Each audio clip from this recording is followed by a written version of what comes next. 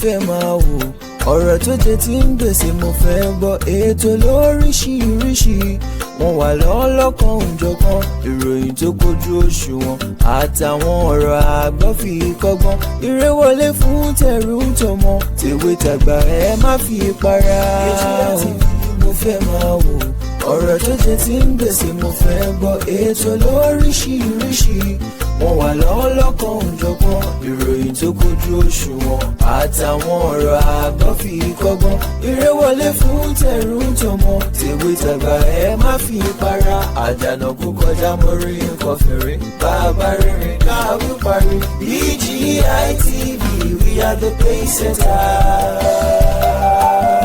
Bàbá gbàgede ìmọ̀ tẹlifíṣọ̀n station tí dòde. Mo kí gbogbo ojú tó wò mí káàkiri ayé, mo kí wa lọ́kùnrin lóbìnrin lọ́mọdé lágbà nínú ilé yìí, mo kí wa pákó dédé àsìkò yìí, àsìkò bójú ọjọ́ ti rí ẹdẹ ọdún bí bóun ló ti rí lọ́dọ̀ tí yóò. Ẹ káàbọ̀ sórí ètò ọ̀rọ̀ tó ń lọ tòní láti ìkànnì bàbá gbàgede ìmọ̀ TV BGI TV lórí YouTube. Orúkọ wa máa jẹ́ gbàgede ìmọ̀ with Aláwìyé Adébáyọ̀ lórí Facebook, tí à ń jẹ́ gbàgede ìmọ̀ _22 lórí Instagram.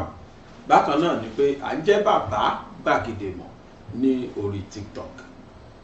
Ẹ wá nǹkan fìdílé tàbí kẹ fìdílé kan kẹjẹ àjọjẹ gbádùn ètò náà. Aláwìyé Adébáyọ̀ Sàbúrì ọmọ àbá tíṣà lábẹ́kúta, òun náà lẹ́ ń pè mí tí ẹ̀ ń pè mí ní bàbá gbàgede ìmọ̀. Ojú tẹ́ fi wò mí ò ní fọ́, etí tẹ̀sí fi gbọ́ mi, etí náà ò ní di lágbára Ọlọ́run ọba. Àwa Yorùbá a kì í ṣe ẹrú fún Fúlàní, ṣùgbọ́n Fúlàní ń gbìyànjú láti kó wa lẹ́rú. Yorùbá ojú wa ti wá là wípé rárá àṣẹ ọdọ́ kójú wa tó là, Fúlàní ti wọlé sí wa lára gan. Kì í ṣe Yorùbá nìkan, gbogbo ilẹ̀ Nàìjíríà lápapọ̀. Kóníkálùkù tó lajú kójú wa tó là ó ti pẹ́, wọ́n ti ń ṣiṣẹ́ wọn underground. All of a sudden ojú wa kàn là ní, ojú wa tó wá là, oníkálùkù wa yarí pé enough is enough. Ṣé Yorùbá bọ̀ wọ́n ní súnmọ́hùn tó bá sọ́kàn gírí á yíjú padà á bùyàn jẹ. Fúlàní ti lé wa sàásà, ó ti lé wa kò gírí, àwa náà ti wá yí padà sí àti wá bù wọ́n jẹ, àtàrà búbù wọ́n jẹ wa. Tó jẹ́ pé tẹ́lẹ̀ rí wọ́n máa ń dúró sópòpónà ní títí express, wọ́n á dúró sínú igbó tó wà bẹ́ẹ̀. Ṣùgbọ́n nísìn wọ́n ti mọ̀ pé oríṣiríṣi ni àwọn ìjọba ti gbìyànjú láti fi kápá wọn, àti vigilante àti gbogbo àwọn security outfit táwa náà ní. Ohun tó wá ṣe ni pé wọ́n ti wá lọ nísìn, wọ́n ti wá lọ sídìí ọkọ̀ ojú omi. Tẹ́lẹ̀tẹ́lẹ̀ wọ́n á gbé tírélà ńlá, wọ́n á fi páàkì ara wọn wọlé Yorùbá. Oníkálùkù náà máa ń ilẹ̀ Yíbò náà the same thing. Àmọ́ gbà kan ti rí pé bí àwọn àmọ̀tẹ́kùn kankan yẹn wọ́n ti mú àwọn, wọ́n ti ń dá wọn padà, pàápàá jùlọ tán bá ti dá wọn dúró. Àwọn kan a rí wọn lóńdó, gbogbo nǹkan jẹ ogún gbogbo ẹ̀, wọ́n ṣe rí wọn báyìí tí wọ́n dá wọn dúró, ẹsẹ̀kẹsẹ̀ ni wọ́n dá wọn padà sílùú wọn, wọ́n dá wọn padà sí north. Kódà wọ́n sì wọ́n dé Jẹ́bà pé kẹ́ kó gbogbo ilẹ̀ Yorùbá pátápátá kẹ́ máa lọ, wọ́n jẹ́ kán wọlé. They now design other measures. Ọkọ̀ ojú omi náà tún fi wọlé sí. Olóyè Sunday Igboho, gbogbo wa mọ tútọ́kùnrin yẹn pa. Ẹnìkan pè mí lánàá láti Ìgangan, ẹnìkan pè mí tó jọmọ gangan ìrọ̀lẹ́ ni bàbá yẹn pè mí. Wọ́n ní bàbá gbàgede, mo ní sà. Bàbá yẹn ní òun wò mí gbà tí kéèsì gangan àwọn ń ṣẹlẹ̀, lòun ti rí mi wò gbẹ̀yìn. Òun tẹ́ mọ̀ pé mo sì ń ṣe program, pé èèyàn kan ló kàn ṣíà fídíò mi kan ń. Bàbá yẹn wà l'Amẹ́ríkà, bọ́mọ̀ gangan ní. Wọ́n lẹ́nìkan kàn tí ẹ̀ ṣíà fídíò mi kan ń ní àná lówó gbá. Ṣọ́mọkùnrin ṣe ń sọ̀rọ̀. ó láti gbà ẹ̀wá gbogbo fídíò tí mo ti ṣe ó ní bọ̀ tó touch àwọn jù ó ní tí mo fi sọ pé ọpẹ́lọpẹ́ Ìgbòho lára àwọn ọ̀gọ̀ngàn ó lóhun tóun bá mi sọ̀rọ̀ yìí ó lọ́mọ ọ̀gọ̀ngàn lòun. bàbá yẹn ní gbogbo ẹ̀dá tó bá wọn bú Ìgbòho ó nírú onítọ̀hún ó ló yẹ kán lọ yẹ brain ẹ̀ wò pàápàá jùlọ tó bá jẹ́ ọmọ Yorùbá. mo ní ẹ ṣeun sá. ó nítorí pé tí ìbá sí Ìgbòho ni ó níwọ̀nba àwọn táwọn kù ní gọ̀ngàn wípé wọn bá ti fẹ́ pa wọn tán pé kódà Fúlàní ìbá ti gbàlú àwọn pẹ̀lú ohun tóun fọ́ púpọ̀ òjò ọmọ gọ̀ngàn yìí òun ò bá má rí nǹkan dé bá. ó ní ṣùgbọ́n ló ń ṣàánú àwọn látara Ìgbòho tó bá wọn dá sọ́rọ̀ àwọn. ó ní táyé òfin ní jáyé mọ́ lòun máa dúpẹ́ gidi lọ́wọ́ Ìgbòho. ó lákọ̀ọ́kọ́ kì í ṣe ọmọ ìlú àwọn. ó ní kì í ṣe ọmọ ìlú àwọn. ó lẹ́lẹ́kejì ni pé kò sẹ́bí ẹ̀nú àwọn tí wọ́n ń pa wọ́n ò gbé ẹbí tiẹ̀. ó ní kìdẹ̀ ṣe kó fẹ́yàwó lọ́wọ́ àwọn ká bá sọ pé àna tó jẹ́ sáwọn ni. ó ní dọ̀la òun sì máa ń bèèrè àwọn léèrè pé kí ni Ìgbòho rí lára àwọn tó fi wá gbèjà wọn. mo wá ní ẹ̀sà ibi tẹ́ ẹ dé yẹn ẹ jẹ́ correct impression kan. mo ní ẹ̀yin gangan kan ní Ìgbòho gbèjà o. Ìgbòho gbèjà lẹ̀ Yorùbá torí wípé níjọ́ kìíní àná gbà tá ara bíi tí wọ́n fẹ́ colonize ilẹ̀ Yorùbá Ìlọrin ni wọ́n ti kọ́ bẹ̀rẹ̀. wọ́n rí Ìlọrin gbà successfully.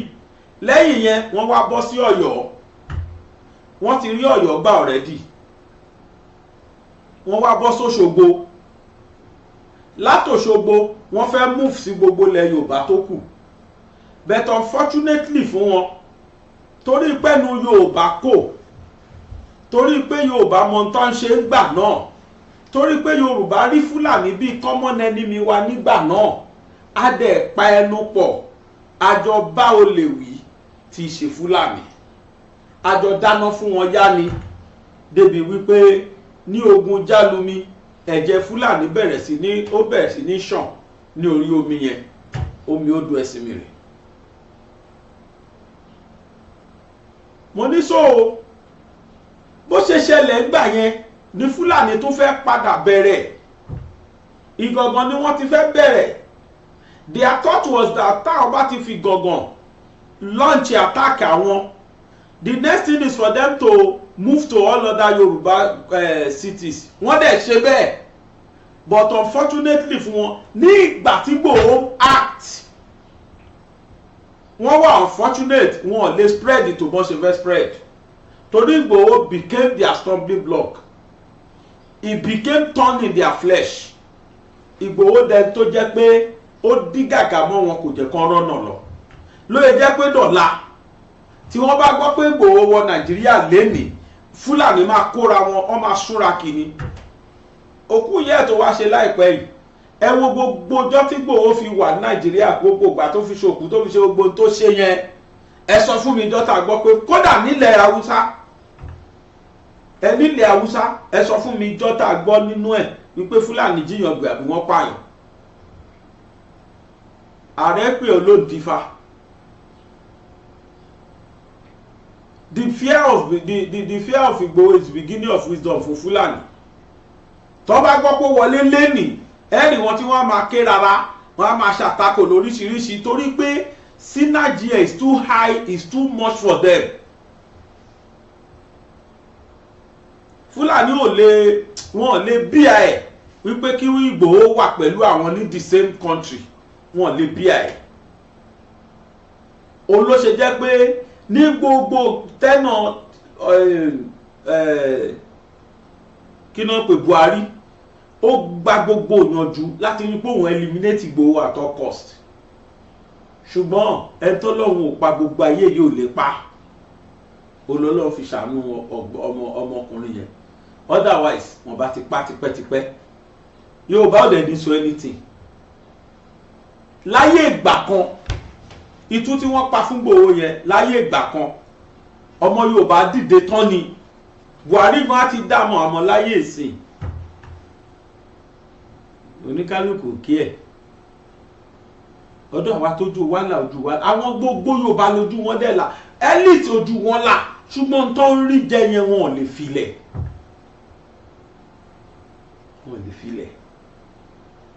àti páwọn kan wà nínú kí nǹkan dàrú láwọn ti máa ń jẹ ó ti yé wa rú àwọn tán jẹ àwọn eréà àwọn ààrẹ ti mọ̀ wọ́n o so irú àwọn yẹn bí kó bàjẹ́ fún Igboho bí kó bàjẹ́ fún Igboho bí kó tán fún òun làwọn máa ń kó wá jọ mí lójú kò jọ mí lójú èyí tí àwọn ọmọ àlè Yorùbá kan ṣe ń sìn I am not surprised ìdí ni pé ẹ̀yin náà ẹ wo gbogbo ìgbà tí Fúlàní gbalẹ̀ Yorùbá tí wọ́n fẹ́ wá tí wọ́n gbógun jálumi yẹn Yorùbá wà nú àwọn tó gbógun dìde sílẹ̀ Yorùbá tó fẹ́ kí Fúlàní gbalẹ̀ Yorùbá Ìlọrin wọn tó ti gbà lọ́wọ́ wọn Ajíkòbò òun ló lídìí tíìmù òun náà lídìí tíìmù tiẹ̀ gbogbo àwọn tó dẹ̀ wà nù tíìmù ẹ̀ ọmọ Yorùbá ni wọ́n òun fúnra rẹ̀ tó jẹ́ balógun ìjà yẹn ọmọ Yorùbá ni ó dẹ̀ pa àwọn Fúlàní lẹ́yìn àwọn Fúlàní ní tíìmù wọn Yorùbá náà ní tíìmù tiwọn wọ́n dẹ̀ kọjá sí ìlú Ọ̀yọ́ ó mọ̀ lámọ̀ dájú pé ìran òun lòun bàjẹ́ yìí bẹ́ẹ̀ kò kí ẹ̀ torí pé ó ráǹfààní kan lọ́wọ́ Fúlàní wọ́n jọ kámpù síbi tí Fúlàní kámpù sí ni against ìran ẹ̀ Yorùbá kọ́lọ́ tó wá mú àwọn balógun ìlú Ìbàdàn kọ́lọ́ tó wá bá wa fi wọ́n ṣẹ́gun Jálumi l'Óṣogbo otherwise gbogbo àwọn ọba tá à ń rí gbogbo wọn pátá ẹni àná ọba máa jẹ́ dọ̀la látìgbà tán ti jagun Jálumi yẹn ká ní Fúlàní rílẹ̀ Yorùbá kan kà ní bọ́n ṣe jẹ́ míà ní Kwara nílùú Ọ̀yọ́ state Kwara was Ọ̀yọ́ state before Ìlọrin was part of Ọ̀yọ́ state tẹ́lẹ̀ náà bó ṣe wá jẹ́ yẹn tí Fúlàní ti claim ẹ̀ yẹn tán lo emir ń bẹ̀ yẹn dọ̀la emir náà bá máa lo ilẹ̀ Yorùbá tó kù tàṣe bá ṣe gbá láàfin Ọ̀yọ́ emir of Ọ̀yọ́ là bá máa gbọ́ a ṣe gbá lákélẹ̀ gbálàdì emir of Akélé là bá máa gbọ́ emir of Ẹ̀gbáland là bá máa gbọ́ Àbújá lẹ ti Jẹ̀bú emir lẹ Jẹ̀bú là bá máa gbọ́ Àkàrígbò tilẹ̀ Rẹ́mọ instead of Àkàrígbò emir lẹ Rẹ́mọ là bá máa gbọ́ a ṣì ń gbọ́ Lúbàdàn ti Lúbàdàn emir gbogbo Lúbàdàn là bá máa gbọ́ inú wa sì dùn sí inú ọmọ Ìlọrin dùn sí báyìí ọ̀dọ̀ ojú wọn ti ń padà là ẹ máa gbọ́ tí Yorùbá tó wà nílọrin á máa sọ pé Ìlọrin Àfọ̀njá lòun àwọn Fúlàní inú wọn tí wọ́n bí sí agboolé balógun Fúlàní àwọn yẹn á máa sọ pé rárá kìí ṣe Ìlọrin Àfọ̀njá gèrè álímì nílọrin àwọn tójú wọn ti lànà ọmọ Yorùbá nú wọn á máa nílọrin Àfọ̀njá wọn láwọn bẹ́ẹ̀ ṣe ráwọn Ìlọrin Àfọ̀njá láwọn ṣùgbọ́n àwọn Fúlàní tó jẹ́ pé ìran Fúlàní ni wọ́n jẹ́ ṣùgbọ́n táwọn wọn bí ọmọ Kwara àwọn a máa sọ fún yín pé gèrè álímì níbí gèrè álímì kẹrè èdè Fúlàní ni gèrè means agboolé álímì ìlú tálímì ni so Fúlàní dánṣẹ́ tí wọ́n dánwò nílẹ̀ Yorùbá wọ́n gbìyànjú ṣùgbọ́n Ọlọ́run bá wa lò Ìgbòho ní àsìkò tiwa yìí bóyá gbogbo Yorùbá ló acknowledge ẹ o bóyá gbogbo Yorùbá kọ́ ló acknowledge ẹ o we are less concerned ṣe mo oríṣiríṣi nǹkan táwọn èèyàn sọ nígbà tí ọ̀rọ̀ yẹn ṣẹlẹ̀ ọlẹ́ni ó fọ fẹ́ǹsì ni ó ṣe kinní kan àfáà kan tiẹ̀ jáde èmi má dẹ̀ fẹ́ pè fún kọ́mẹ̀ntì ẹ̀ ṣá o mo bù lépè mo nírú àtọ́sí lágbára Ọlọ́run ṣe bí pèrè sọ pé òun yóò dùn nígbà tí ọwọ́ bá àdògán ó náà nìṣàsùn wá sá lọ ẹjẹ́ nìṣà mo wu bàbá yẹn báyìí mo mi rí ó lè jẹ́ pọ́wà náà tó ń ké sí tí Fúlàní ti gbé lọ́mọ lọ ìjà ta ni Ìgbòho ń gbé ìgbà yẹn mo sọ fún bàbá yẹn lánàá mo ní kì í ṣèjà Ìgọ̀gọ̀ ní Ìgbòho ń gbé o ìjà gbogbo ilẹ̀ Yorùbá ní Ìgbòho gbé ìgbà yẹn pé Ìgọ̀gọ̀ tẹ́ ẹ fi bẹ̀rẹ̀ yìí ọmọ ìyá wa ni wọ́n Yorùbá ní kékeré lèèyàn ti ń pẹ̀ka àrókò tẹ́ ẹ bá tètè pa tó bá dàgbà tán á máa gbẹbọ ó padà gbẹbọ náà Fúlàní padà wọ́n wá rọ́jà jẹ nílẹ̀ Yorùbá ṣùgbọ́n tó bá jẹ́ pé kárírù Ìgbòho yẹn ní gbogbo stéètì kọ̀ọ̀kan kó jẹ́ bí Ìgbòho ṣe yarí làwọn èèyàn náà ṣe yarí everybody dìde mọ́ irú táṣẹ wá ń ṣe ìmẹ́sì after death lẹ́yìn tí Fúlàní ti gbalẹ̀ lẹ́yìn tí Fúlàní ti sọ̀ráǹdì wa tán táwa ṣẹ̀ṣẹ̀ wá ń pariwo ẹnu adẹ̀kẹ́ tó ń gbà yẹn àwọn tá a nílò lórí àwọn náà kí ẹ̀ kódà gbofẹ́ ní gbogbo gọ́fúnọ̀sì ilẹ̀ Yorùbá ló hẹ́ẹ̀tì Ìgbòho nígbà yẹn tí wọ́n rò pé ó dànù rú ni àmọ́ ó padà wá jájú everybody lójú ìjọba Nàìjíríà gbà yẹn kẹrì Fúlàní ni ẹ̀yìn àwọn èèyàn ẹ̀ ló wà tá a kó wọn wọlé bó náà ló kó wọn wọ bí kódà ó tún ṣòfin visa free ìjọba ẹ̀kọ́ wá láti ìlú tí ò jọ sí sínájì láàrin àwa àti wọn á gba point of entry á gba visa nígbà tó bá wọ Nàìjíríà kò nídìí kó gba visa wá àgbọ̀yẹ tó wá wọlé tí ò tiẹ̀ gba bọ́dà wọlé tí ò tiẹ̀ ní nǹkan tó ń pè passport de gbogbo ẹni visa ibi wá di tourist attract center fún àwọn Fúlàní torí pé wọ́n ti rí ibi tílẹ̀ rọ̀ àwọn náà wá kóra wọn dé bíbà wọ́n wá sọ bíbà di business center ìjiyàn gbé wá di nǹkan tí ò jọjúmọ́ wọ́n bá ti gbé ẹ sáti máa wówó iye tó bá dẹ̀ ti sọ ní non-negotiable tó bá ní lọ́kì wọ́n bá láwọn fẹ́ gbọ́n 10 million bó bá ní lọ́kì wọ́n lè bẹ̀ negotiate sí 60 million ó ní lẹ́yìn máa wá tí ò sọnù kiri àìmọye ọmọ Yorùbá tó ti lose property látara iṣẹ́ Fúlàní látara activities wọn látara kidnapping tí Fúlàní kidnap ọmọ Yorùbá àìmọye ẹni tó ti dá láàbò ara tó jẹ́ kó tó gba freedom wọ́n ti sọ dá láàbò ara already ohun tó máa sìn dọ́jọ́ kú wọ́n ti gbélé lọ́wọ́ ibẹ̀ ni ó náwó sí tí èkú lẹ́yìn owó ribiribi tí wọ́n fi gbàálẹ̀ lọ́fẹ̀ẹ́ lọ́dọ̀ àwọn Fúlàní eléyìí ló wá mú káwọn Yorùbá wá dìde pé no wíwọlé yín àgbà pàtọ́dẹ̀ ẹ̀yọ arípẹ́ Yorùbá dá wọn padà lóòótọ́ they now change to vote ẹ jẹ́ ká láti wá o ẹ jẹ́ ká wà vigilant orí omi làwọn Fúlàní tó ń gbà wọlé ń sìn ẹnìkan ló sẹ́ndì fídíò yẹn sí mi pé bàbá gbàgede ẹ tó wo Fúlàní ẹ wo ibi tán bá yọ o kódà èso ń bọ́ di mi ni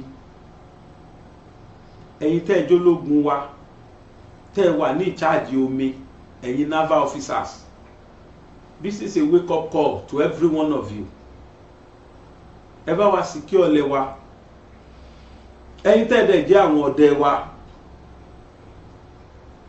gbogbo ẹ̀yin tẹ́ ẹ jẹ́ security wa let us be vigilant Fúlàní tó ti design ọgbọ́n mi another means of entering to Yorùbá land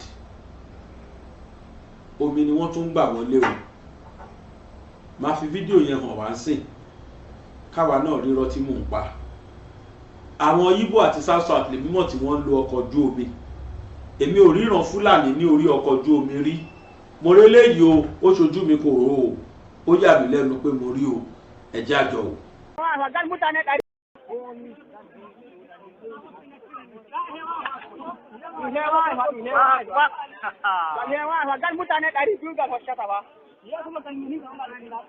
Duniya wala ne.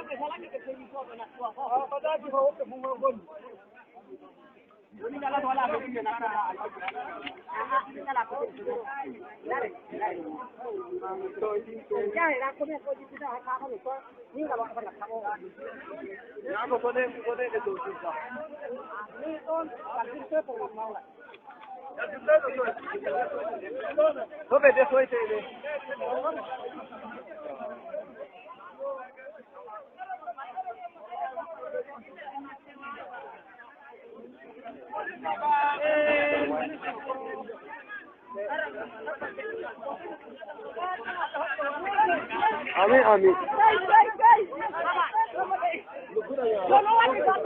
Lalu kuda makan yaro.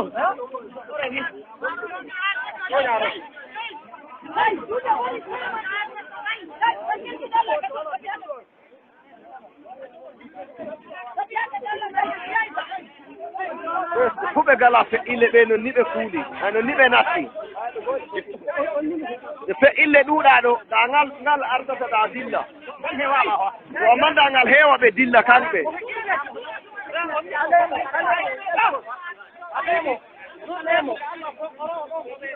alemo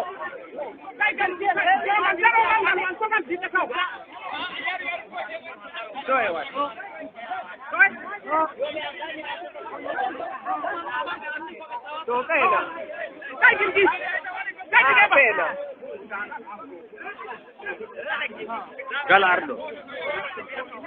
Malam. Malam. Malam.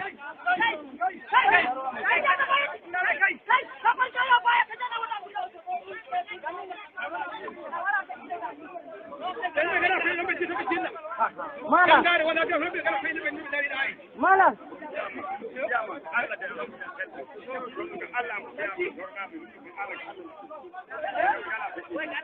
Sono me acerca non te la che io vai. Ori. Dai era itu ya wara. Almo mirari ya.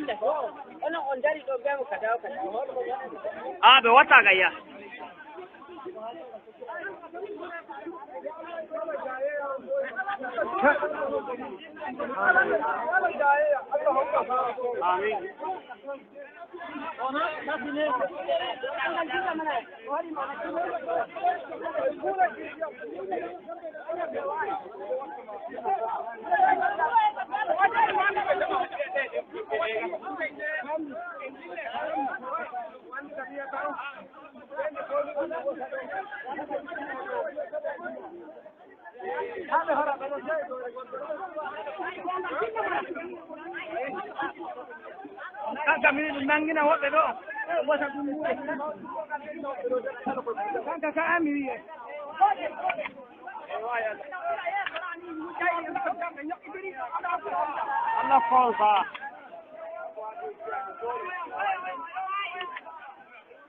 Èmi ni ọmọ yín Mariam aláwìyé nurudeen ẹ̀yin tẹ́ mọ̀ sí Mariam onígbín Mariam ọlọ́fadà Mariam olóúnjẹ kò sí bẹ́ẹ̀ ṣe pè mí tí mi ò ní jẹ yín àwa là ń ṣètò ọ̀fadà tó mọ́ tónítóní tó jẹ́ pé láti orí farm náà láti ń process ẹ̀ àti yọ gbogbo shaft ibẹ̀ àti yọ gbogbo òkúta pátápátá tó yẹ pé bẹ́ẹ̀ bá ṣe fẹ́ à ń ṣe tí ó rùn àti tó ń rùn bẹ́ẹ̀ bá ṣe fẹ́ náà la ṣe máa fún yín 30 packs náà àwọn bags báyìí àbẹ́ẹ̀fẹ́ nínú àpò kò síbi tí a lè bá yín sẹ́ǹdé lè sí ni o lókè òkun àti níbí báyìí àwọn náà la tún ń ṣe ètò ìgbín àwọn ìgbín wẹ́wẹ́ àwọn ìgbín ńlá kò sí bẹ́ẹ̀ ṣe fẹ́ tá a ṣe kí ń sẹ̀ǹdẹ̀ sí yín àwọn náà la tún máa ṣe tó tún máa dry báyìí tó yẹ pé a lè gbẹ́ kókórókó tá a máa sẹ̀ǹ sí yín nílùú òyìnbó a dẹ̀ tún lè bá yín sẹ̀ǹdẹ̀ ní fresh ní frozen bẹ́ẹ̀ ṣe ń wò báyìí kò sí bí a ṣe lè sẹ̀ǹdẹ̀ sí yín àwọn náà la tún wá ń ṣètò food bundle èyí tá a mọ̀ sí gift box tẹ̀lé fún àwọn èèyàn yín àwọn olólùfẹ́ yín àwọn ẹbí yín àlèbá yín sẹ̀dẹ̀ sí wọn ní gbogbo àyíká Nàìjíríà pátápátá àwa náà láti wá ń ṣètò oúnjẹ tẹ̀lé ha níbi pátí ni ẹ̀ ń ṣòkú ni ẹ̀ ń ṣe birthday ni tá a máa bá yín print orúkọ yín sí àti gbogbo nǹkan tẹ́ ẹ fẹ́ pátápátá la lè print sórí àwọn àpò yìí bẹ́ẹ̀ bá dẹ̀ sì fẹ́ ní àpò àlèbá yín ṣe sínú àwọn páàkì kéékèèké bẹ́ẹ̀ bá ṣe fẹ́ ẹ jọ̀ọ́ ẹ kàn sí wa lórí aago wa tẹ́ ẹ ń wò lórí screen yìí ẹ lè kàn sí wa lórí WhatsApp lórí Instagram lórí Facebook àti email address wa ẹ ṣeun. ẹni tí ó bá nífẹ̀ẹ́ sí láti pé kí wọ́n bá wọn ṣe souvenirs tẹ́fẹ́ kí wọ́n bá yín pack àwọn oúnjẹ àbáwọn nǹkan tẹ́nu jẹ sínú pack bí tẹ́ ń wò yìí ẹ kàn sí nọ́mbà yẹn Masol Food ò ní wọ́n jẹ́ gbogbo yín náà lẹ ti mọ̀ tẹ́lẹ̀ ó ń ta ráìsì ó ń tàgbé oríṣiríṣi nǹkan ni wọ́n wá ṣe sínú pack tán ṣe bẹ̀rẹ̀ yìí tó bá jẹ́ pé ráìsì lẹ́yìn fẹ́ kán bá yín pack tẹ́ fẹ́ há ní patí àbí ẹ fẹ́ kàn fi ṣe souvenir fún yàn tó bá dẹ̀ jẹ́ pé tí wọ́n máa ṣe sínú pálí páàkì ńlá ni tó jẹ́ pé irú mi ò lè dágbé àfi kí n tó wẹ́ ni bá mi kún mi lọ́wọ́ páàkì yẹn tóbi gan ló tóbi jù ní gbogbo páàkì tán ṣe ráìsì máa wà ń bẹ̀ ẹ̀wà máa wà ń bẹ̀ kódà ẹ̀wà tẹ́lẹ̀ fi ṣe àkàrà lílọ̀ ó tó wà ń bẹ̀ èmi fi ń ṣe gbẹ̀gìrì mo fi ń ṣàkàrà ìgbín lóríṣiríṣi ó wà ń bẹ̀ irú ó wà ń bẹ̀ milk bíi dọ́sìn kan àbí bíi mẹ́fà spaghetti lóríṣiríṣi òróró epo gbogbo nǹkan téèyàn fi oríṣiríṣi ṣá ló wà nù páàkì yẹn èdè olè ń wò yẹn tí wọ́n náà páàkì síbẹ̀ so èèyàn lè fún àwọn òbí ẹ̀ ní nǹkan yẹn fẹ́ gbé nǹkan lọ fáwọn òbí wá lé ẹ lè gbé fún wọn gbogbo nǹkan nídìí ló ti wà nù páàkì yẹn àbí kéékèèké kò sí bẹ́ẹ̀ èèyàn ṣe lè ṣe ráìsì ni ẹ̀wà ní gbogbo ẹ̀ ló ti wà ń bẹ̀ ẹ bá wọn ná ẹ pé nọ́mbà wọn ní orí 070 tí ẹ ń wò yẹn ọlọ́run má ṣàṣe nírọ̀ 07030124167 ẹ pé nọ́mbà yẹn ẹni tó ní Masol Food àwọn náà ni wọ́n máa dá yín lóhùn. now mo rò pé wo fídíò tí a fi hàn yìí ẹ wo tó táwọn Fúlàní tó pa wọ́n ṣàlìṣẹ́ ilẹ̀ Yorùbá sẹ́ẹ̀ àti ilẹ̀ Ìgbò ó di dandan káwọn gbà á ó la ṣe ń pariwo wípé Yorùbá sọ pé àwọn ò ṣe mọ́ àwọn fẹ́ lọ ní although President Tinubu for now ọ̀rọ̀ ṣe sọ fìtílà fìtínà bá kú bẹ́tà wá Yorùbá ó rọ̀ wá pé ẹjẹ́ á ṣe sùúrù fún Tinubu mo gbọ́ àwọn ọ̀rọ̀ kan tí mo fi wò pé máa pe Yorùbá pé ká ṣe sùúrù fún Tinubu mi ní sọ jù bẹ́ẹ̀ lọ èèyàn kì í fi gbogbo ẹnu sọ̀rọ̀ bí mo ti kéré tó yìí ọbẹ̀ kì í sáàmì níkún àgbà àwa náà ti ń dàgbà díẹ̀díẹ̀ bó tẹ̀ jẹ́ ìtẹ̀wò wà lẹ́bí wa àwa náà ti ń dàgbà lójú yín sọ ọbẹ̀ kì í mì níkún àgbà ṣẹ́gun ẹjẹ́ á ṣe sùúrù fún Tinubu gbọ́ rere ló máa gbẹ̀yìn ọ̀rọ̀ wa Yorùbá mi ní sọ jù bẹ́ẹ̀ lọ ẹni bá gbọ́ mi yé ó ti yẹ kó ti yé wa ẹ jẹ́ á ṣe sùúrù fún Tinubu ẹ má jà bá wọn bú o ẹ jẹ́ á ṣe sùúrù fún ó lè nira lénìí àmọ́ mo ráwọn sáyìn kan káwọn tó dẹ̀ mo inú gbinú karahun náà ń pè mí tí wọ́n ń bá mi sọ àwọn ọ̀rọ̀ kan tí ò ṣe máa sọ lórí social media. Wọ́n á wò pé kò tètè yé mi débẹ̀, ẹ jẹ́ á ṣe sùúrù fún Tinubu. Mo tún sọ, ẹ jẹ́ á ṣe sùúrù fún Tinubu. Bàbá wa Tinubu ẹ gúnlẹ̀ láyọ̀, mi ní sọ jù bẹ́ẹ̀ lọ. Àwa Yorùbá, ṣùgbọ́n kan tí mo mọ̀ ò ní pé Fulani náà, they have seen the handwriting on the wall. Àwọn ọ̀gá wọn, àwọn olórí wọn, wọ́n ti ń rí handwriting yẹn ní ojú bọ́ọ̀dù wípé ó dàbí pé kò fẹ́ gbà mọ́, kíní ọ̀hún ò fẹ́ gbà báwọn ṣe rò. Ọ̀tọ̀ ní pápẹ́ tán dẹ́lẹ̀, ṣùgbọ́n ọ̀tọ̀ ní ẹran tó mú, kò mú ẹran Yorùbá. Gbogbo ìgbésẹ̀ tí Fulani wá ń gbé yìí, ọ̀pọ̀ máa padà pa wọ́n láìpẹ́ yìí, ẹ gbọ́. Ṣùgbọ́n àwọn àṣírí tá a gbọ́dọ̀ tú làtú yìí, ẹ wo system tán tó lò. Kódà tìbọn ni wọ́n wọlé, tí nǹkan ọjà ogun ni wọ́n wọlé. Má bá mi show fídíò èmo yẹn sọ̀rọ̀ yẹn, má bá mi repeat ẹ̀. Tí nǹkan ọjà ogun tí gbogbo bẹ́ẹ̀ ṣe rí wọn bá yẹn wọlé ni wọ́n di àhá ogun, gbogbo ẹrù tó máa lò wà ńbẹ̀ lọ́wọ́ oníkálukú wọn. Kí la ṣe? Ìran Fulani mi ò rí wọn nínú irú ọkọ̀ ojú omi báyìí láì ṣe Niger Delta, láṣà àwọn Niger Delta militant. Àwọn náà wá lọ ń gbé ọkọ̀ ojú omi, wọ́n wá fi ń wọlé wá, wọ́n wá gba south wọlé. Ìṣẹ́jú mélòó náà máa fi wọlé sí máa wá gbọ́dọ̀ Jẹ̀bú Òde, wọ́n ti wọ Ògùn state. Wọ́n bá dé gba Jẹ̀bú Òde tán bá lọ lẹ̀mọ́ náà bàdàn, àwọn náà kú wà ní Jẹ̀bú Òde sí Ìbàdàn. Àwọn akọjá successfully yóò bá ní gbọ́dọ̀ kọjá arú ẹ̀. Ṣé nípa ti gbàgbó ọbẹ̀ tó mú mọ̀ ni pé àwa Yorùbá nídìí láti jí kiri. A sì rí bá ṣe sọ tó yìí, a sì rí àwọn tó sì rí Ìgbòho bí ọ̀tá wọn. Báwọn kan ló mẹ́sẹ̀jì àwa náà, àwọn tó sì rí Ìgbòho bí ọ̀tá wọn ni. Ẹ rí wọn tó mẹ́sẹ̀jì wa, tó ń bú wa, kí lẹ̀ṣẹ̀ wa. À ń sọ̀rọ̀ in favour of Yorùbá land, à ń sọ̀rọ̀ in favour of Sunday Igboho, à ń compliment tó ṣe, à dẹ̀ ń commend fún tó ṣe. Ó bí àwọn Yorùbá kan nú. Ohun tí wọ́n fẹ́ ó ní pé kẹ́ fún Fulani ní freedom kan colonize wa. Mo sọ lẹ́ẹ̀kan, mo ní kò jọ mí lójú wa táwọn èèyàn yìí ń wù. Ìdí tí ò fi jọ mí lójú ni pé nígbà tí wọ́n try ẹ̀ nílọrin tí wọ́n fẹ́ gbà ìlú Ìbàdàn, ẹ̀tọ́ fẹ́ gba ìlú ilẹ̀ Yorùbá, wàláhì Yorùbá náà ní gúrùpù tiẹ̀ tó jẹ́ jagunjagun group táwọn náà gbéra láti Ìlọrin pẹ̀lú àwọn Fulani tọ́jọ́ fẹ́ gbalẹ̀ Yorùbá. So ṣé yẹn ló máa jọ àwa lójúmọ́? Ohun tó ń ṣẹlẹ̀ ṣé ló máa jọ wá lójúmọ́? Kò yẹ kó jọ wá lójú. Bó ti wà láti kọ́ṣe ló ń bẹ nísìnyí, bẹ́ẹ̀ náà ni ó sì máa rí títí ayé àìnípẹ̀kun àmì. Bó ti ṣe wà látàyé àwọn ayébáyé, látàyé Àfọ̀njá, ó sì wà bẹ́ẹ̀ náà dìsè. Yorùbá pẹ̀lú ẹni mú wọn lọ l'Ígbòho torí àwọn tí wọ́n kó nígbà yẹn, wọ́n láwọn gbọ́ táwọn tí Yorùbá pọ̀fọ̀. Ṣé Ìgbò ló máa pọ̀fọ̀? Bí wọ́n máa sọ pé ìta ìfọgbọ́ lọ gbọ́ngbọ́, Ìgbò ló máa sọ bẹ́ẹ̀, àbí Haúsá Fulani. Yorùbá láwọn tó tẹ̀lé wọn láti lè lọ bo Ògùn Ìgbòho jẹ́ pé to the case tẹ́ bá ṣe kinní tí Ògùn ọ̀bá ràn yìí. Àní wọ́n pa àwọn èèyàn tán, wọ́n kúrò ń bẹ̀, wọ́n kó àwọn tán kó. Tọ̀hún tó ń sọ fún wọn pé kán padà, ó máa ń dológbò.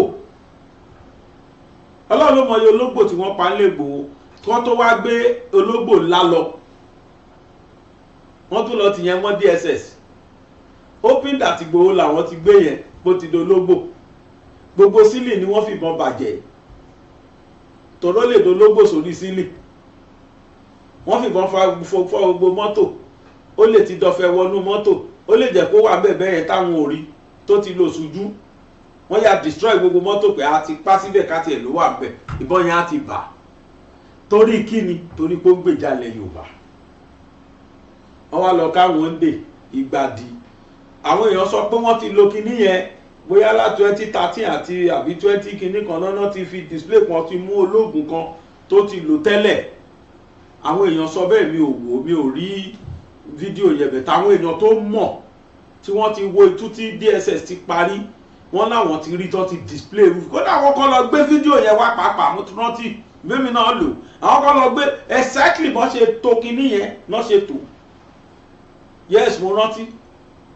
that was 2021 èmi náà lò nú iṣẹ́ mi wọ́n ní nǹkan táwọn kó nílé ẹ̀rí whereas passport ẹ̀ àti cash ni wọ́n kó nílé ẹ̀ gbogbo AK-47 pump action nǹkan irọ́ ni DSS pamọ́ they just want to implicate him torí kò sí ẹ̀ṣẹ̀ kankan tí wọ́n lè kà mọ́ lọ́rùn kò ṣẹ̀ wọ́n ò lè sọ pé ó bá Fúlàní jà kò ṣeé gbọ́ sétí wọ́n mọ̀ pé court of law báwọn bá gbérú ẹ̀ lọ kóòtù gbogbo ayé apariwo láwọn lórí whereas ó bá Fúlàní jà lẹ́sẹ̀ tí Igboho ṣẹ̀ torí pé ó ti ń sọ pé Fúlàní enough is enough lẹ́sẹ̀ tó ṣẹ̀ ìjọba torí pé ìjọba Fúlàní ló wà lóde tí Yorùbá náà dẹ̀ support wọn Fúlàní lè débi wípé wọ́n á dẹ̀ lọ sóko olóko wọ́n á gbalẹ̀ wọ́n á jẹ oko olóko tán pátá wọ́n bá bólóko ń bẹ̀ wọ́n á discipline ẹ̀ bó bá ní lọ́kì wọ́n á nà bí ó bá ní lọ́kì wọ́n á padà nù. fídíò kan máa fi hàn wá sí wọ́n fẹ́ràn jẹ́ kú ọkùnrin yẹn wá bá wọn bẹ̀ wọ́n dẹ̀ gbé blọ́ọ̀kù wọ́n to blọ́ọ̀kù báyìí wọ́n gbégi sí wọ́n wá di ọkùnrin yẹn lọ́wọ́ lẹ́sẹ̀ mọ́ ara gi wọ́n wá mí jolojolo báyìí wọ́n bẹ̀ sí ní fún ní ẹ̀ṣẹ̀ mọ́ bẹ̀ yẹn náà wá ń bẹ̀ wọ́n ẹni tó lóko Nigeria we healthy our own and native land our own dear native land rather ó yá Fúlàní ti sọra wọn di Ọlọ́run lé wa lórí kò dẹ̀ sí nǹkan míì táwọn èèyàn fẹ́ ṣe sí ju pé wọ́n ṣàkọni pé sẹ́ẹ̀ orin ká máa lọlé ni wọ́n kọ orin ká máa lọlé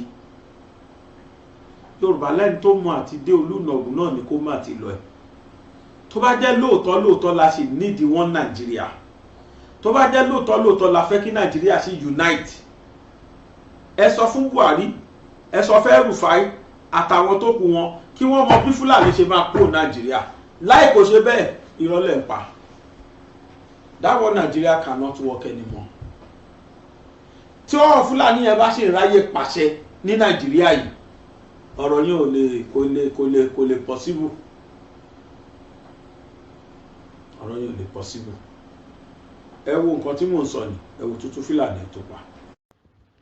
Yorùbá nation Yorùbá nation ọba Akíntóyè ọba Ìgbòho ṣá tí wọ́n lajú wa tí wọ́n wake wa up àwọn ò lè bá Fúlàní gbé o ẹ wo bí Fúlàní ṣe dé ẹni tó ní oko torí pé ó complain wípé wọ́n fi màálù jókòó ẹ̀ wọ́n dẹ̀ dé apá àtẹsẹ̀ wọ́n dé mọ́gí wọ́n gbé kọ́ sórí block wọ́n dẹ̀ ń fún lẹ́sẹ̀ lójú ṣé àwọn ẹranko tẹ́fẹ́ káwa bá gbé lélẹ́yìí àwọn tí ò ní human feelings àwọn tí ò mọ mí ní humanity àwọn ò lè bá Fúlàní gbé o we don't want Fúlàní Yorùbá land ẹgbà we want Yorùbá land Fulani are animals. Fulani are criminals. Fulani are terrorists. Fulani are dangerous people. We must chase all those bad Fulani out of Yoruba land. Ṣé àwọn tẹ́yìn fẹ́ ká bá gbé nìyẹn yín àgbàlagbà wa? Ṣé ẹ lè kọ́ ọmọ Yorùbá bó ṣe ń da màálù kó da màálù fún yín? Ṣé dandan ní Fulani ẹ̀yin àgbàlagbà wa? Ẹ̀yin àgbàlagbà ká yìí, àgbàlagbà ká. Àgbàlagbà ká níyàn àwọn ánímà Fúlàní yìí ẹ wọ bá yẹn ń pa wá bá yẹn ń ṣe wá ṣé àwọn tẹ́yìn fẹ́ ká bá gbélé léyìí kójọ́ ẹ stop má ṣe bẹ́ẹ̀ mọ́ ẹ stop má ṣe bẹ́ẹ̀ mọ́ kò táwọn onígbà we don't want Fulani and power must now return to Fulani. Fulani are minority in Nigeria. What are they doing around the power where we have majority like Yoruba, like Hausa, like Igbo? What Fulani are doing around the power?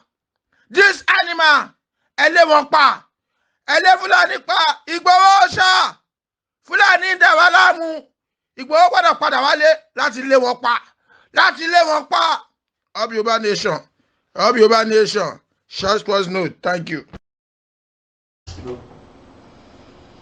Ó mà ṣe o. Nígbà téèyàn fi ọwọ́ ẹ̀ dá oko tàbí tó fi owó ẹ̀ tó fi dá oko tẹ́ ẹ kẹ́ran lọ́bẹ̀ tẹ́ lọ fi jẹ oko tẹ́ni yóò gbọ́dọ̀ sọ̀rọ̀ ọwọ́ pẹ́ fojú kàn báyìí bẹ́ẹ̀ bá pa ẹ̀kọ́ lé àrùn ohun tó máa ṣe dọjọ́ ọkú ẹ̀ gbélé lọ́wọ́ ẹ wọ́n ṣe dé máa yẹn má ṣe ní Nàìjíríà wa yìí nílùú tó lọ́ba tó níjòyè bàbá dẹ̀ sọ àwọn kan á jáde síta yàrá kéde yẹn eyín yẹn ẹjẹ tẹ ẹ bá mi ra kẹ́ mi àwọn tó ti ní brain problem àwọn tí kàn ti wà lórí wọn ṣé ìtàwọ̀ yìí dáa ṣé wọ́n tún bà Fúlàní ọkọ yín ṣé wọ́n tún bà wọ́n lórúkọ jẹ́ ní báyìí ṣé lèyìn bójú mu ẹ lọ káyàn mọ́ oko wọ́n tiẹ̀ ti wá sọ di ẹ̀tọ́ wọn báyìí nísìn wọ́n ti sọ di birthright dà tán bá fojú koko lóko tán bá destroy ẹ̀ wọ́n ṣe gbé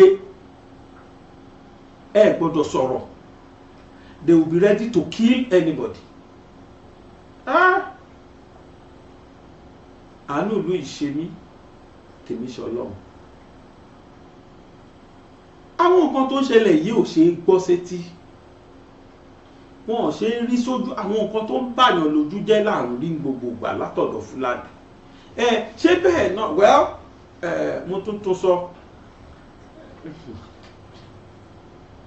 mo gbé mi ṣùgbọ́n tí mo mọ̀ ni pé ọjọ́ kan ń bọ̀ tí pọ́pọ̀ pẹ̀ràn tíyàwó lọ́ta tí Fúlàní ò ní dúró jẹ́ ń bẹ̀ ògbórí ẹlẹ́mọ̀ṣọ́ ṣọ̀gbogbo lọ́lá ní ṣọ̀hún kí ló jẹ́ ẹlẹ́mọ̀ṣọ́ ojú wa ti ò ti kúkú oró ti rọrùn ìyá o ẹlẹ́mọ̀ṣọ́ ti lọ ó ràjò àrímábọ̀ o ìwọ wa ti gbàgbé péjọ ọjọ́ kan bọ̀ tí pẹ́pẹ́ pẹ̀ràn tíyàwó lọ́ta tí wọ́n kò ní jẹ níbẹ̀ àwọn òmọ̀pẹ́lẹ̀ máa ń dàdí gbà míì fáwọn ẹ wo orú ta fi hàn wá ẹ tí bàbá tó ní oko yẹn tó dáná yáwọn màálù wọn ewu màálù ṣe kú lọ thousands of màálù ewé ikú lọ láti lè fi yé wa pé Yorùbá ò dẹ̀ wá gọ̀ o Yorùbá ò gọ̀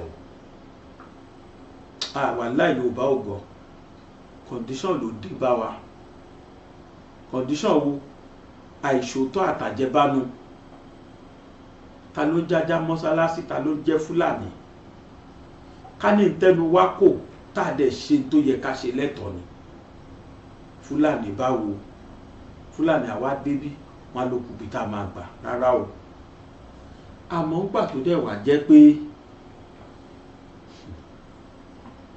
ìjẹkújẹ àjẹbánu ò jẹ́ káwọn èèyàn lè sòdodo mọ́ ń kọ́ kí ni ká ṣe ohun tó kàn dá mi lójú ni pé ní agbára Ọlọ́run kò ṣe jẹ tọlọ́run a máa bọ́ lọ́wọ́ wọn jọ kan ẹjọ́ wọn wá kọ́ o àwọn olóṣèlú wa mo rí bá wí sáwọn tó jẹ́ pé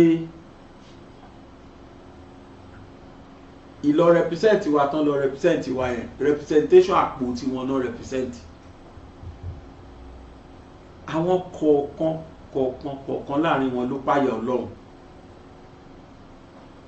Nàìjíríà tá a wà yìí bí mo ti ń bá wa sọ̀rọ̀ ó dá mi lójú pé àwọn míì ń wò mí tó jẹ́ wọn ò tí ì mọ̀ kí náà fẹ́ jẹ lélẹ̀ tílẹ̀ tí mọ́ yìí adẹ̀ ti wà ní 1:30 lọ́sàn-án wọn ìmọ̀ tán fẹ́ kì bẹnu lélẹ̀ tílẹ̀ tí mọ́ yìí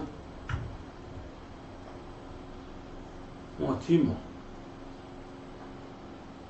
bí tá a bá lu ìdè nírú Nàìjíríà bẹ́ẹ̀ làwọn tó wá ṣojú fún wa náà wá lọ ra mọ́tò 100 million 200 million wọ́n ní pẹ́pẹ́sẹ́ o torí pẹ́ ti yàn wọ́n sípò kò sí mọ́tò táwọn máa fi rìn gẹ́gẹ́ bí senator gẹ́gẹ́ bí house of reps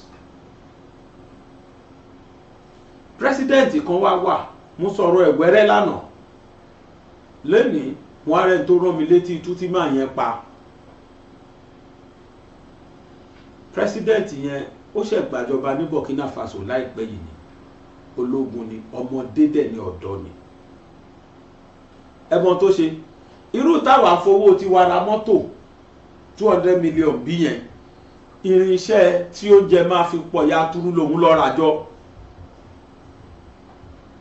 tractor tí oúnjẹ máa fi ó ṣe ló dàbí Awólọ́wọ̀ ṣẹ́bọ̀ pé pàtì wọ́n fún wa Western Region Awólọ́wọ̀ kọ́kọ́ lọ gbá research lórí kòkó ó kọ́ rán àwọn kan lọ tọ́kọ́ lọ gbá research labroad níbo lọ́n tà sí gbọ́lẹ́ máa tà sí èlò náà tà bá náà ṣe ń tà kí la lè gbé bá la ṣe lè gbé everything wọ́n ti mọ̀ ó wá plan fún the little ta ní Western Region ó wá fi invest lórí kòkó yẹn agbógbó àwọn àgbẹ̀ kòkó pátá ó pè wọ́n jọ bá wọn ṣe meeting káàkiri Western Region ó bá wọn ṣe meeting kí lẹ́yìn fẹ́ pé àwọn tó béèrè fertilizer àwọn tó béèrè arégúlà àwọn tó oríṣiríṣi àwọn tó béèrè NPK oríṣiríṣi gbogbo tó ní kálukú béèrè ó make sure kó provide ó tún wá announce fún wọn ẹ fọkàn balẹ̀ o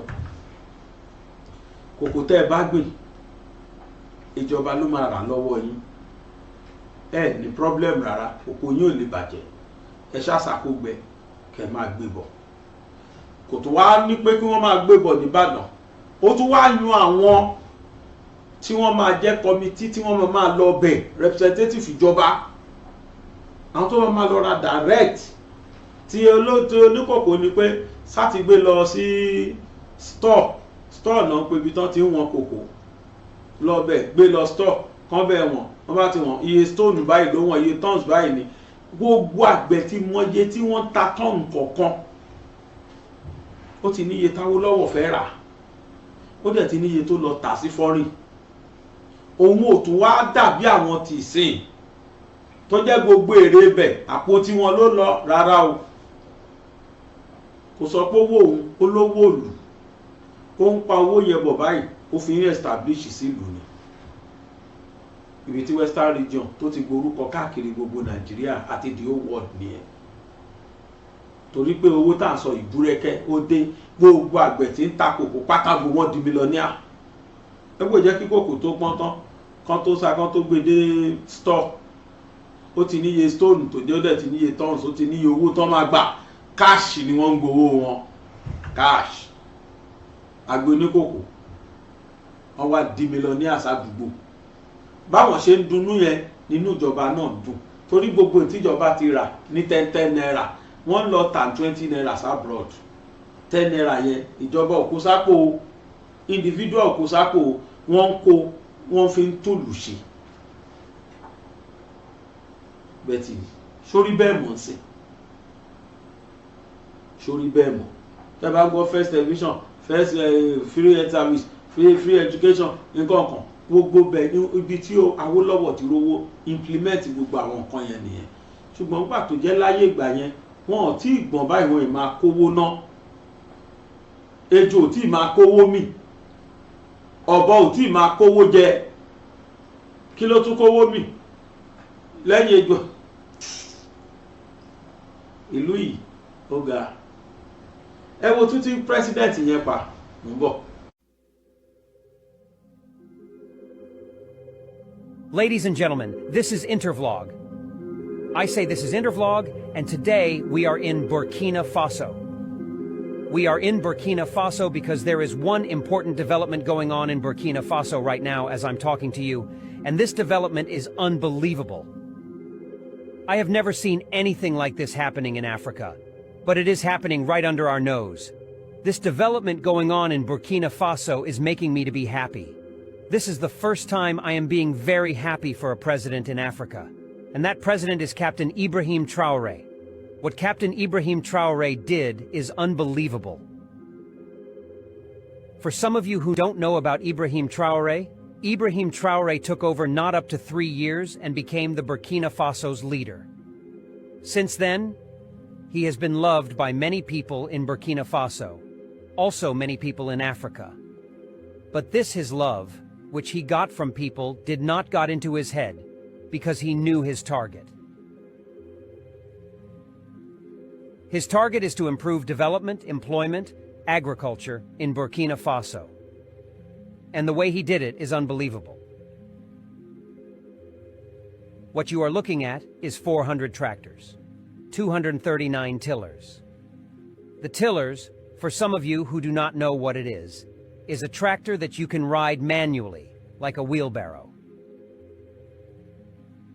And also motor pump, which is water pump. This is for irrigation. This money, he's supposed to have used it to buy cars, because presently, he is driving Land Rover Defender, 2001 model, which is costing about $12,000. But he decided not to change that vehicle. Anywhere he goes, he uses it. Instead of to change cars, Africa's leader have decided to go in to make a nice farming with the little money they have. And what you are seeing is unbelievable. It is the first time in Africa that a president said no for enjoyment, but decided to go for agriculture, which will create employment and produce food for the people. I have always said this time without a number. Africa is poor because nobody wants to go to farm. Immediately a president enter into office, the first thing he will do is to change his vehicle. Some will go and buy the most expensive Toyota, a SUV that cost about $200,000. Others will go and steal their money, convert it into dollars, hid it into their bedroom. A lot will send their money into international banks, leaving large, traveling, going up and down. To show you the leaders you need in Africa, don't ever go and vote for any leader who is only thinking about expensive car. Those expensive cars they are driving is what is soaking Africa down. Some president in Africa has 20 vehicles for escort. Each of them is bloodproof. Each of them costs about 200,000 United States dollars. How do you improve? You have already used the whole money that belongs to your country for yourself. Where are you going to get money for agriculture? And this is the reason many people are not focusing into agriculture anymore. Because things have changed. Agriculture today is under mechanization. You cannot cultivate yam or cultivate cassava the way we used to cultivate in the past. If you want to be a farmer now, you have to go into mechanized farming, meaning buying tractors, procuring different type of machines, facing agriculture. In Africa, there are land everywhere. In Burkina Faso, there is land everywhere. In many places, empty land, nobody is using it. Everybody's mind is how to change his car. Look at Burkina Faso's president. The car he is driving was made in 2001. The current price today as second-hand is $12,000. A president of a country. And he thinks about his country using the little money they have for what? For future purposes. He knows Burkina Faso has a land, and then he focused there. 400 tractors everywhere. 400 tractors, 239 tillers, and 710 motor pumps, and were made available to rural stakeholders to boost agricultural production. In addition, 714 motorcycles were acquired for the benefit of agricultural agents. The government will also support producers with inputs consisting of, among other things, 10,000 tons of fish feed, 68,964 tons of fertilizers, 10,000 liters of phytosanitary products, 18,000 tons of plant seeds, 2,300 tons of seeds, fodder, and 10,000 tons of concentrated feed. At a cost of more than 78 billion FCFA, which is 28 million US dollars. The acquisition of this agro-pastoral equipment and inputs reflects the transitional government's desire to support producers as part of the offensive. Agro-pastoral fisheries and the Presidential Initiative for Agricultural Production 2023-2024. This is unbelievable.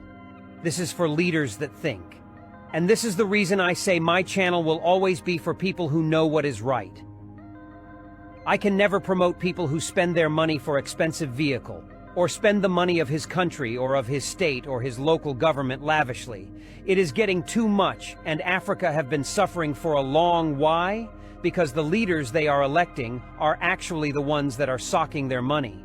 Tell me how many leaders in your country, in your state, in your local government, that think about employment more than the type of vehicle he drives. Can you mention some leaders in your community who is driving a vehicle made about 30 years ago? Nobody. Nobody.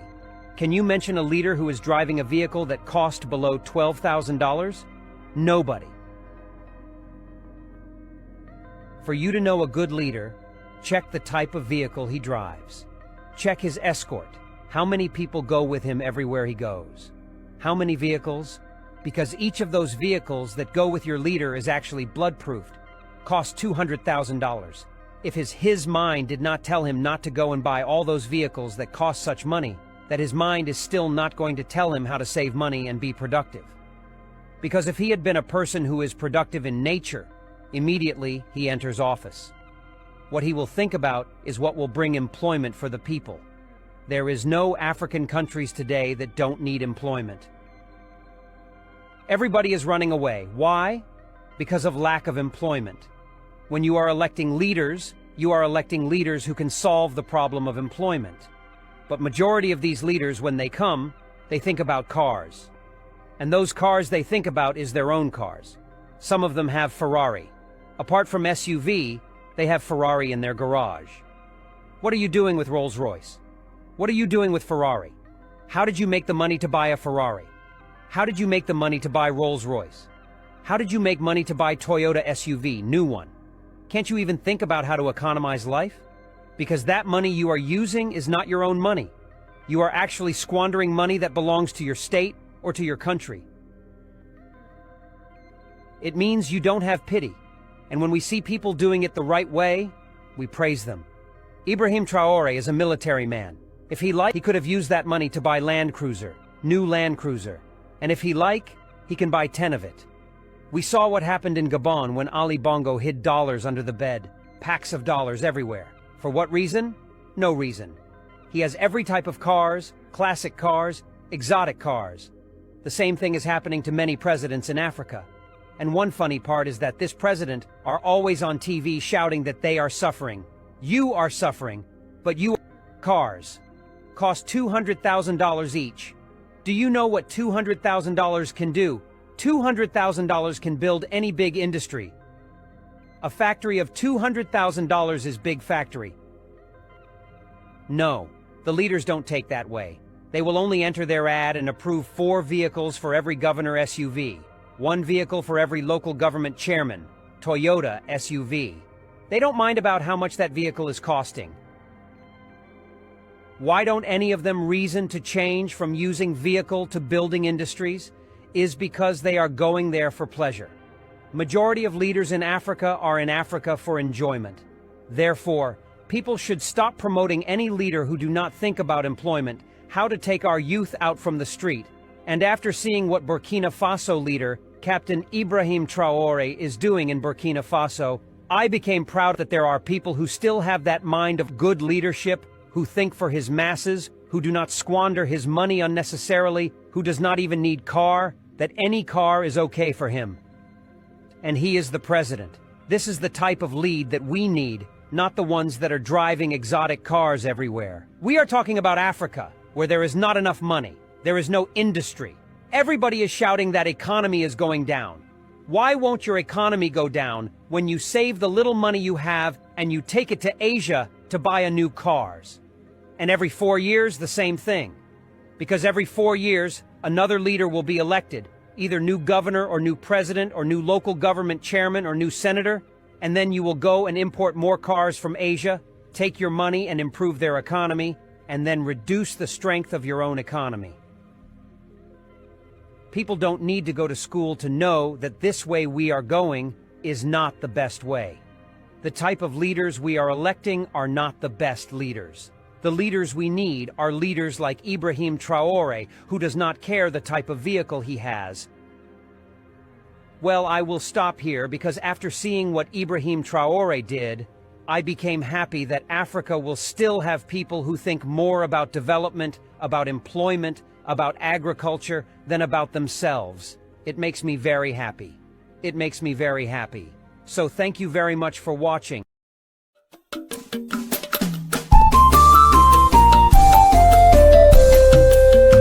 BGI TV yìí mo fẹ́ máa wò, ọ̀rọ̀ tó jẹ ti ń gbèsè mo fẹ́ gbọ́, ètò lóríṣiríṣi wọ́n wà lọ́lọ́kan òjọ̀kan ìròyìn tó kojú òṣùwọ̀n àtàwọn ọ̀rọ̀ àgbọ́ fi kọ́gbọ́n eré wọlé fún tẹ̀rù tọmọ tèwe tàgbà ẹ má fi para. ètò láti mo fẹ́ máa wò ọ̀rọ̀ tó jẹ ti ń gbèsè mo fẹ́ gbọ́ ètò lóríṣiríṣi wọ́n wà lọ́lọ́kan òjọ̀kan ìròyìn tó kojú òṣùwọ̀n àtàwọn ọ̀rọ̀ àgbọ́ fi kọ́gbọ́n eré wọlé fún tẹ̀rù tọmọ tèwe tàgbà ẹ má fi para àdànà kó kọjá mórí nǹkan fèrè bàbá rere káwí parí BGI TV we are the pace setters.